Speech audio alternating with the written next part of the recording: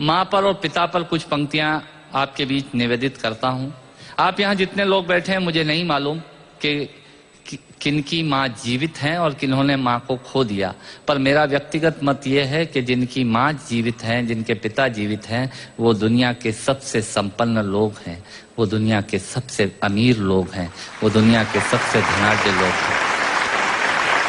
1 minute के लिए बचपन में लौटिएगा, याद कीजिएगा जब हम बहुत छोटे थे, माँ की गोद में थे, माँ का स्तनपान करते थे, तब माँ का एक स्तन मुंह में लेकर हमने उस माँ को दूसरे स्तन पर अपने छोटे छोटे पैरों से न जाने कितनी बार मारा, पर उस माँ ने हमें दूध पिलाना बंद नहीं किया। मित्रों, लात खाकर भोजन देने की शक्ति उस परमपिता परमेश्वर ने दुनिया में यदि किसी को दी है, वो सिर्फ माँ को दी है। माँ के अलावा ये ताकत किसी के पास नहीं है। मैं उस माँ की वंदना में कविता पढ़ता हूँ।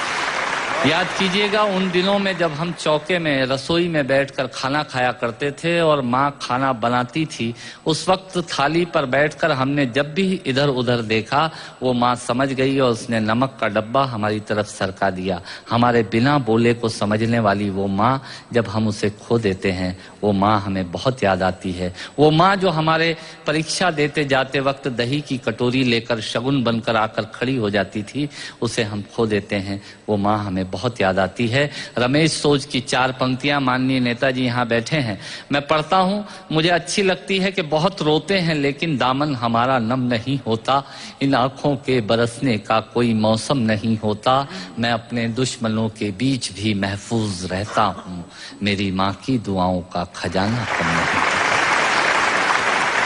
स्वामीनाथ पांडे की 3 पंक्तियां सुनाता हूँ। स्वामीनाथ पांडे ने 3 पंक्तियों का उपन्यास लिखा। अमिताभ जी बैठे हैं, जया जी बैठी हैं। 3 पंक्तियों में पूरा उपन्यास लिख दिया उसने। लिखा, एक विधवा माँ थी, उसके 2 बेटे थे।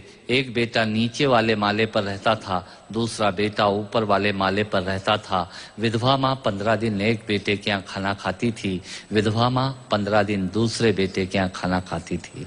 पर ये उस विधवा माँ का दुर्भाग्य था कि साल में जो महीने 31 दिनों के होते थे, उस एक दिन उस विधवा माँ को उपवास रखना पड़ता था। 9 महीने पेट में रखने वाली माँ जब एक जवान बेटे को एक दिन भारी लगने लगी, तब इस नालायक हास्य व्यंग के कवि ने कुछ पंक्तियां माँ के लिए लिखी। सुनिएगा, यात्रा कीजिएगा मेरे साथ।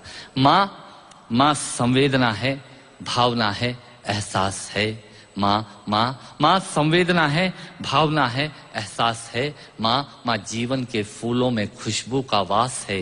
माँ रोते हुए बच्चे का खुशनुमा पलना है। माँ मरुथल में नदी या मीठा सा झरना है। माँ मरुथल में नदी या मीठा सा झरना है। माँ लोरी है, गीत है, प्यारी सी थाप है। माँ पूजा की थाली है, मंत्रों का जाप है। माँ आंखों का सिसकता हुआ किनारा है। माँ गालों पर पप्पी है, ममता की धारा है। माँ झुलसते दिनों में कोयल की बोली है। माँ मेहंदी है, कुमकुम है, सिंदूर है, रोली है। माँ कलम है, दवात है, स्याही है। माँ परमात्मा की स्वयं एक गवाही है। माँ त्याग है, तपस्या है, सेवा है। माँ फूंक से ठंडा किया हुआ कलेवा है। माँ अनुष्ठान है, साधना है, जीवन का हवन है। माँ जिंदगी के मोहल्ले में आत्मा का भवन है। माँ चूड़ी वाले हाथों के मजबूत कंधों का नाम है। माँ काशी है, काबा है और चारों धाम है। माँ चिंता है, याद है, हिचकी है। माँ बच्चे की चोट पर सिसकी है। माँ चूल्हा, धुआं, रोटी और हाथों का छाला है। माँ जिंदगी की कड़वाहट में अमृत का प्याला है।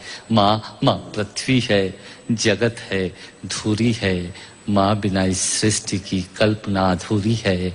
तो माँ की ये कथा अनादि है, ये अध्याय नहीं है, और माँ का जीवन में कोई पर्याय नहीं, और माँ का जीवन में कोई पर्याय नहीं है।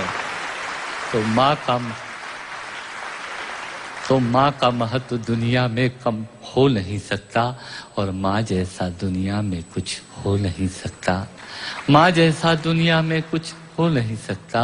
तो मैं कविता की ये पंक्तियां माँ के नाम करता हूँ। मैं दुनिया की सब माताओं को प्रणाम करता हूँ।